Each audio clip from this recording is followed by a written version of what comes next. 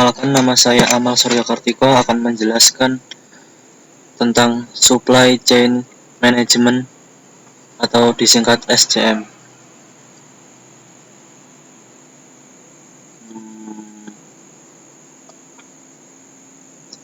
Pengertian SCM. Supply Chain Management sering disebut dengan SCM. SCM menjadi bidang yang sangat penting dalam dunia bisnis karena terhubung langsung dengan daya saing perusahaan. Dalam 2 dekade terakhir ini, semakin banyak perusahaan yang sadar akan pentingnya SCM ini sehingga banyak yang mengimplementasikannya.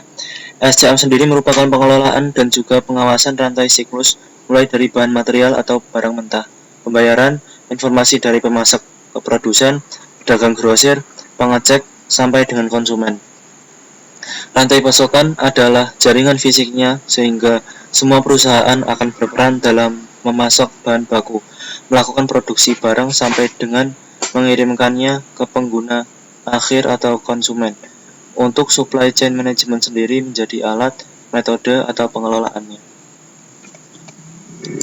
Tujuan SCM. Ada beberapa tujuan menggunakan SCM di mana yang paling dasar adalah bisa menyelaraskan permintaan dengan pasokan yang ada.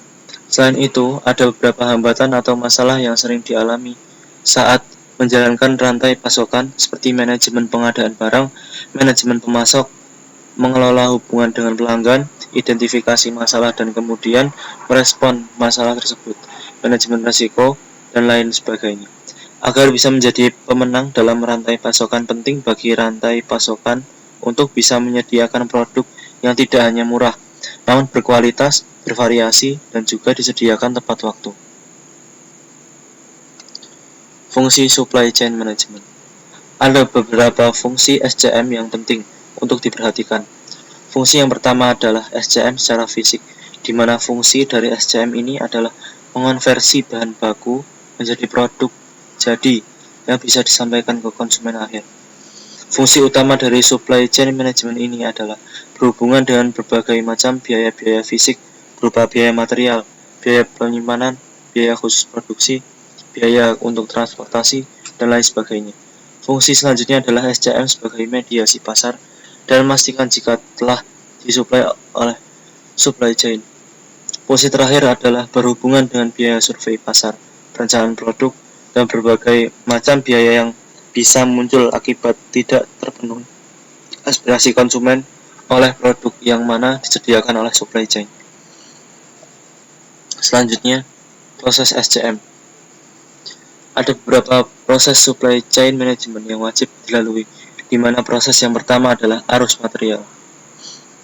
Arus material ini akan melibatkan pergerakan produk mentah dari supplier ke konsumen dan dari konsumen yang dikembalikan atau retur produk, layanan, daur ulang, dan juga pembuangan.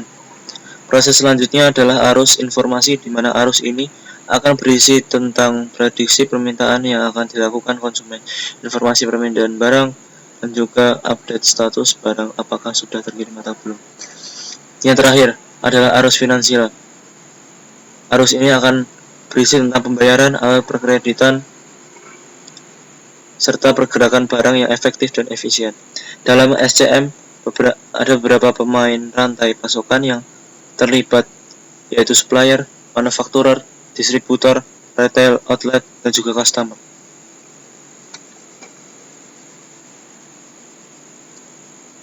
Itu sekian dari saya, kurang lebihnya mohon maaf. Wassalamualaikum warahmatullahi wabarakatuh.